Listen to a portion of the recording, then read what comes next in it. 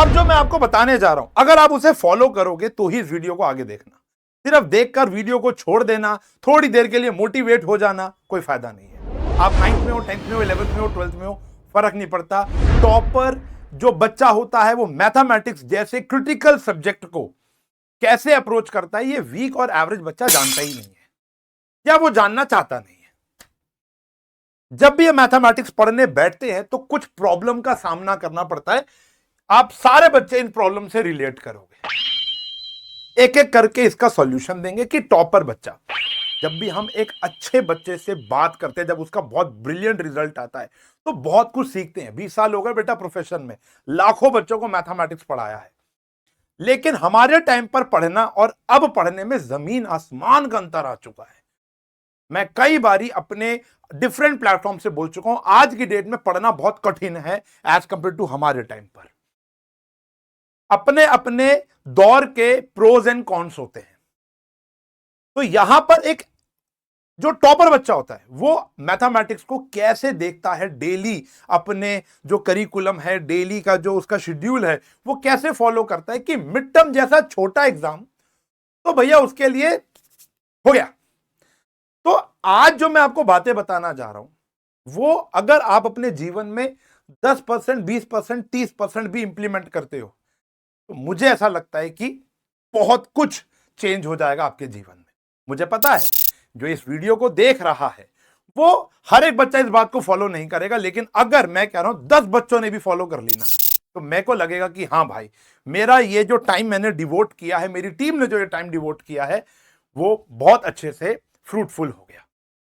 क्योंकि हमारा काम सिर्फ YouTube पर आपको लेक्चर देना नहीं है। जैसे हम पेड बैचेस के बच्चों को गाइड देते हैं, मतलब जब पेड बैच वाला बच्चा पूछता है कि सर कैसे पढ़ना है, जब हमारा ऑफलाइन वाला बच्चा पूछता है कि सर कैसे पढ़ना है, तो जब मैं उसको बताता हूं तो आप, मेरा ये फर्ज है, कर्तव्य है कि मैं आपको ये बात जरूर बताऊं कि भैया मैथमेटिक्स जैसे सब्जेक्ट को मिड टर्म में कैसे फोड़ना है। और अगर ये हैबिट अभी डाल ली तो फाइनल्स तक बल्ले बल्ले हो जाएगी, और क्या पता जो सब्जेक्ट अभी आपने छोड़ रखा हो वो अंडरडॉग बन के सबसे अच्छा रिजल्ट उस पर आ जाए।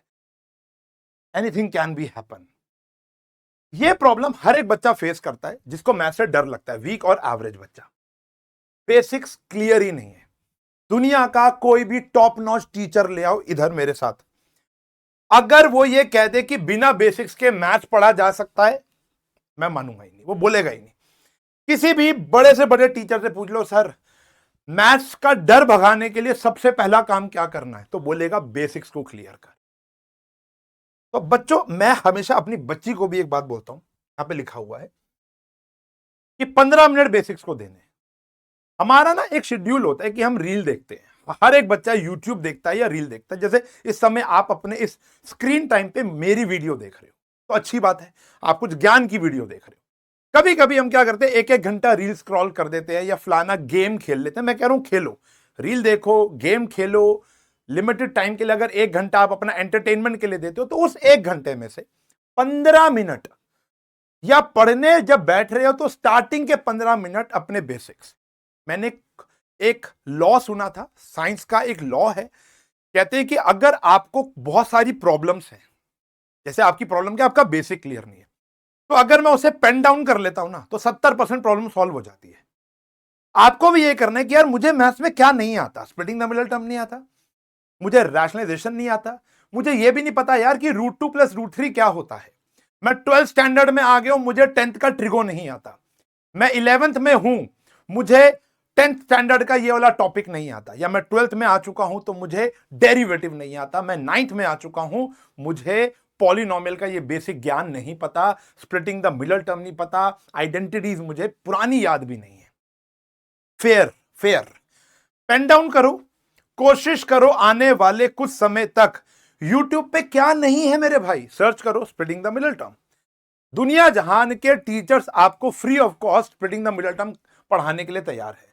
आस पड़ोस के भैया दीदी आपको पढ़ाने को तैयार है, आपके घर में मदर फादर आपको पढ़ाने को तैयार है, ट्यूशन टीचर, स्कूल टीचर आपको पढ़ाने के लिए लायबल है।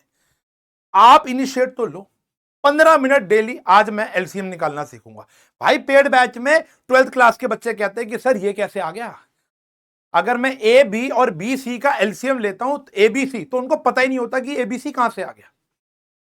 अभी मैं इंटीग्रेशन 12th स्टैंडर्ड को पढ़ा रहा था, मैं एलसीएम ले रहा था पार्शियल फ्रैक्शन में, पेड बैच की बात बता रहा हूं, उनको एलसीएम लेना नहीं आता। कोई बात नहीं, कोई बात नहीं, कोई बात नहीं, नहीं आता, आ जाएगा, नहीं आएगा उम्र भर, यह गलत बात है।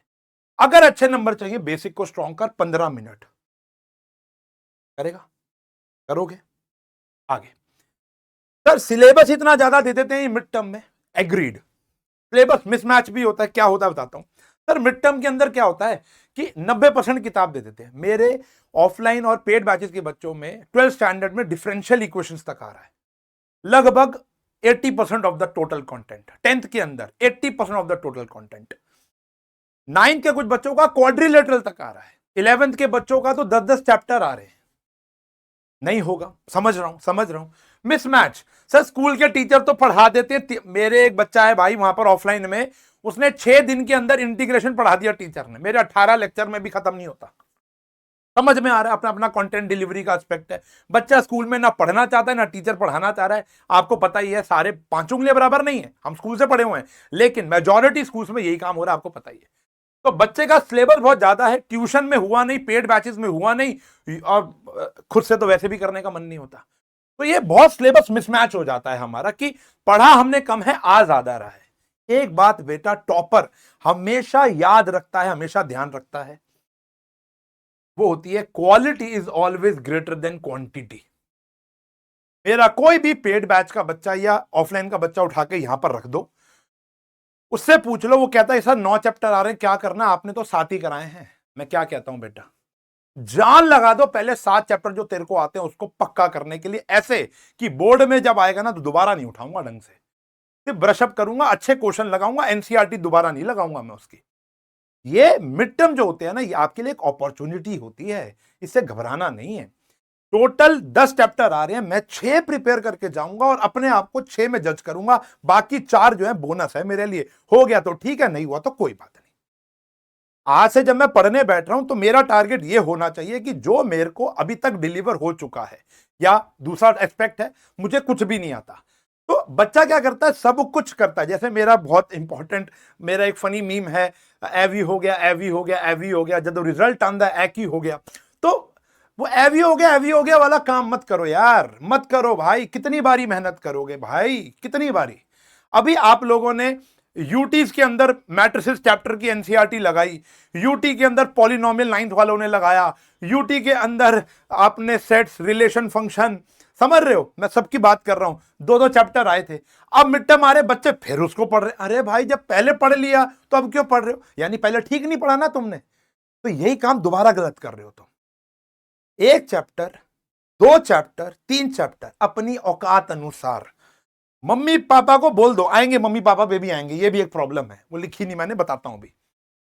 मम्मी पापा को पहले ही बोल देंगे कि मम्मी देखो भैया ये करंट है मेरी सिचुएशन, मुझे कुछ नहीं आता, या तो मैं बर्स्ट हो जाऊं, मैं हाथ खड़े कर दूं, या मुझे टाइम दो, मैं जाग गया हूं आज ये वीडियो देखकर, मुझे ये टाइम दिया जाए, मुझे बताया जाए कि भैया ये 8 चैप्टर आ रहे हैं, but I am preparing only 6 और 5। लेकिन ये ऐसे प्रिपेयर करूंगा कि बोर्ड में दोबारा नहीं उठाऊंगा मैं एनसीईआरटी। आज अगर मैंने इस चैप्टर की एनसीईआरटी लगा दी है तो दोबारा नहीं लगाऊंगा। एनसीईआरटी पढ़ते वक्त बस साइड में एक ऐसा नोट बना लूंगा कि इस क्वेश्चन का ये वाला पार्ट मुझे दोबारा आकर देखना है। तो जब मैं बाद में प्री बोर्ड के लिए रिवीजन करूंगा, सिर्फ उन्हीं 5 क्वेश्चन को पढ़ूंगा, या उस समय मैट्रिसेस के या उस चैप्टर के जो मैंने अभी प्रिपेयर कर लिया नए क्वेश्चन लगाऊंगा। क्योंकि आपको पता है सीबीएसई का पंगा क्या है, आजकल variety of question is important, ना कि कम क्वेश्चन करके आप बैठ जाओ, नहीं हो पाएगा, पढ़ना पड़ेगा, प्रैक्टिस करनी पड़ेगी। करोगे तो क्वांटिटी, मैं अपने हर एक बच्चे को बोलता हूं कि क्वांटिटी के ऊपर मत भागो, क्वालिटी के ऊपर भागो। बच्चा क्या करता है, उस टॉपिक को देखता है, सर मेरा तो ये भी नहीं हुआ, मेरा ये, अबे जो हो गया उसको पक्का कर, यकीन मान, ट्रस्ट मी। कुछ भी मानते हो ना मुझे, कुछ भी मानते हो भाई, मां कसम खा के कह रहा हूं, तुम्हें बहुत अच्छा लगेगा। अपने आप को 80 में से मत जज करो, अपने आप को 40 से जज करो, 50 से जज करो, फिर देखो कि मैं कहां पर हूं, कहां कमी रह रही है अभी इन चैप्टर्स में भी, वो आगे पूरा करेंगे। फिर आता है सर आपने तो कह दिया कि ये कर वो कर ये कर वो कर। बिल्कुल, ये तो मेरे घर की समस्या है भाई। मेरी बेटी 6ठी कक्षा में है, उसको ये नहीं मिल पाता आज की डेट में। तो उसको हमने कैसे ठीक किया मैं आपको बताता हूं। मैं बताता हूं सर, सुबह स्कूल से जाते हैं, दोपहर को घर आ रहे हैं, या मान लो कोई बच्चे स्कूल नहीं जा रहे, पता ही है कहीं और वो वीएमसी जहां भी जाते हो आप लोग क्लासेस लेने के लिए अपनी नीट जेई की, तो छोटे बच्चे हैं वो स्कूल जाते हैं, धूप इतनी है, थके हारे पहुंचते हैं अपने घर। उसके बाद थोड़ा सा नैप चाहिए, 15-20 मिनट आधे घंटे का। फिर जैसे देखते हो ट्यूशन पहुंच जाते हैं, या पेड बैचेस शुरू हो जाते हैं, या यूट्यूब पे पढ़ना शुरू कर देते हैं। उसके बाद स्कूल का होमवर्क कर रहे हैं, स्कूल का प्रोजेक्ट, एक्स्ट्रा करिकुलर, खेलना भी है, एंटरटेनमेंट फैक्टर भी है, खाना भी खाना है, फिर पेरेंट्स को भी टाइम देना है, सिबलिंग्स को भी टाइम देना है। सर सेल्फ स्टडी कब करूं भाई, कब करूं सेल्फ स्टडी? आप तो कह रहे हो बेसिक्स के ऊपर ध्यान लगा, आप तो कह रहे हो प्रैक्टिस कर, आप तो कह रहे हो ये कर। मैं सुबह हर रोज आपके साथ भी ये रिलेटेबल होगा। पता नहीं ऐसा क्यों होता है, मुझे कोई काम हो ना हो, एक परफेक्ट टाइम पर मेरी नींद खुल जाती है। चाहे उसके बाद मैं फिर लुढ़क जाऊं या मैं जग जाऊं, डिपेंड ऑन मी, लेकिन नींद जरूर खुलती है। जब घड़ी में 2-2:30 बजते हैं, पता नहीं मुझे भूख क्यों लग जाती है। रात को जैसे ही 11-11:30 बजते हैं, पता नहीं मुझे नींद क्यों आ जाती है। आपको पता है क्यों आ जाती है? हमने अपने आप को ऐसा ढाल लिया, हमारी हैबिट बन गई है। हमारी हेल्थ है, ये क्या बन गई है? हैबिट बन गई है। तो बेटा, अगर आप सेल्फ स्टडी नहीं कर सकते तो आप कभी भी अच्छा रिजल्ट प्राप्त कर ही नहीं पाओ। सर अगर मैंने मन बना भी लिया ना, तो मैं लंबी रेस का घोड़ा नहीं बन पाता, मैं कंसिस्टेंसी नहीं ला पाता। मैं अपनी बच्ची को मोटिवेट करता हूं, 4 दिन चलता है, 5वें दिन फिर ठप। तो बेटा मैं वही आपको बता रहा हूं, आपको हैबिट क्रिएट करनी है, लेगेसी, लंबी रेस का घोड़ा बनना है। ये नहीं मिड टर्म में मैं 8 घंटे पढ़ूंगा, नहीं भाई। तू मिड टर्म में 8 घंटे पढ़ने वाली बात मत कर, प्री बोर्ड में 8 घंटे पढ़ने वाली बात मत कर मेरे भाई, मेरी बहन, मत कर। तेरे को एक काम करना है, बस एक काम करना है, रोज 3 घंटे पढ़ने की हैबिट डालनी है। रोज 3 घंटे, कोई भी क्लास हो, मैं कह रहा हूं इससे ज्यादा तो कुछ करना ही नहीं है। सेल्फ स्टडी की बात नहीं कर रहा हूं। सेल्फ स्टडी अगर आप डेली के 2 घंटे भी दे देते हो, डेली, मिड टर्म के बाद भी चलेगा, वो फिर रुकेगा नहीं वो काम। अप्रैल से अब तक भी चलना चाहिए था वैसे तो आपको एक हैबिट क्रिएट करना। क्यों बड़ी बड़ी जगहों पे लिखा जाता है कि सेम समय पर पढ़ना चाहिए, सेम जगह पर बैठकर पढ़ना चाहिए, सेम एटमॉस्फेयर में पढ़ना चाहिए। पेपर में मेरे सर एक बात कहते थे कि मुझे लगता है कि हला 12 मिनट हो गए मुझे बोलते हुए, मैं सोच के आता 5-7 मिनट में तुमको जगा दूंगा, लेकिन नहीं। मेरे सर एक बात बोलते थे, मुझे आज भी याद है, सचिन सर नाम था उनका। वो सचिन सर, जब मैं सीए में पढ़ता था तो उनको कहा कि बेटा ये एनवायरनमेंट देखो, अगर आज तुम फुली फोकस्ड यहां पर पढ़ रहे हो, तो तुम आंख बंद करोगे ना पेपर में, अगर तुमको नहीं आएगा, तुमको वो दिन, वो टी शर्ट, वो एनवायरनमेंट भी याद हो जाएगा जब मैंने तुमको ये बात बोली थी। इसीलिए मैं अपनी बच्ची को कहता हूं कि स्टडी टेबल पर बैठकर पढ़, सेम समय पर पढ़। जब तुम सेम समय पर सोते हो, खाते हो, नहाते हो, धोते हो, तो सेम समय पर पढ़ते क्यों नहीं हो मेरे भाई? हम सेम समय पर, हमारी स्कूल की बस हमारे घर के बाहर आती है, सेम समय पर हमारा स्कूल के पीरियड्स चलते हैं, सेम समय पर हमारी छुट्टी होती है, सेम समय पर हम घर आके खाना खाते हैं, शाम की चाय पीते हैं। पापा आते हैं ना, 5 बज गए चाय पीते हैं, रात के 9 बज गए खाना खा लें, 9 के 9:30, हाय आज खाना लेट हो गया। होता है ना, आपके घर में भी हो रहा है, मेरे घर में भी हो रहा है। तो हम ये क्यों नहीं बोलते कि भैया डेली 5 बजे, दुनिया इधर की उधर, I have to work, exceptions are always there, I have to work. हम, आपके पापा और मैं डेली, मेरा तो अपना काम है मेरे भाई, लेकिन डेली क्यों मैं 10 बजे ऑफिस घुस जाता हूं? काम हो चाहे ना हो, I have to sit on my chair and think about my business. क्यों? Habit. It's all about habit. Self practice नहीं, मार्क्स भूल जाओ। अगर आप अपने लिए, आप अपनी ग्रोथ के लिए डेली आधा पौना घंटा, 1 घंटा नहीं दे सकते ना, तो आपके लिए पढ़ाई करना व्यर्थ है भाई साहब, व्यर्थ है। बाकी चीजों से टाइम चुराओ मेरे भाई।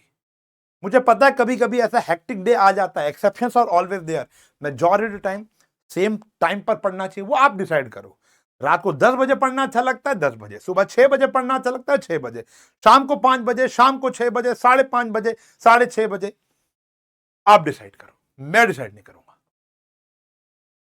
मैं डिसाइड नहीं करूंगा। जो प्रेशर दे उनकी सुनो, वो प्यार मोहब्बत में प्रेशर दे रहे हैं तुम्हें।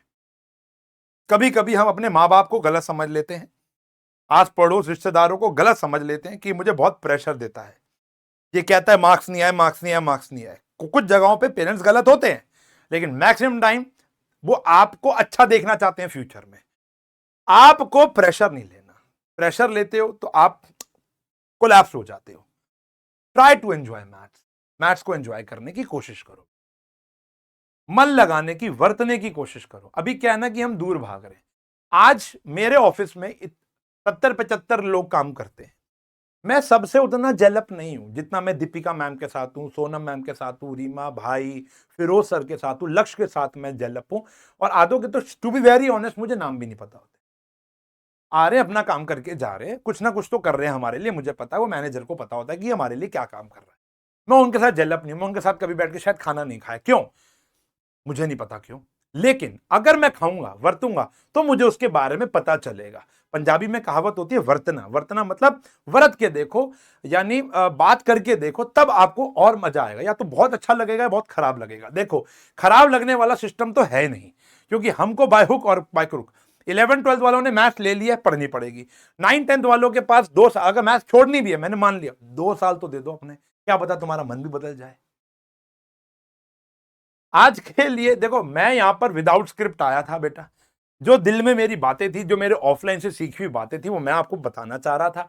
मैं चाह रहा था कि मेरे बच्चे इन बातों को समझें और जीवन में इंप्लीमेंटेशन करें। मैं समराइज कर देता हूं 1 मिनट के अंदर। 15 मिनट बेसिक्स के दे नहीं देने हैं। दूसरा, क्वालिटी पे ध्यान लगाना है, क्वांटिटी मैटर नहीं करती। 2 चैप्टर कम करके जाएंगे, बढ़िया करके जाएंगे। अच्छा, अब बताता हूं, अगर आपको प्लेलिस्ट चाहिए तो नीचे मेरी प्लेलिस्ट आपको मिल जाएगी, पूरी की पूरी प्लेलिस्ट मिल जाएगी।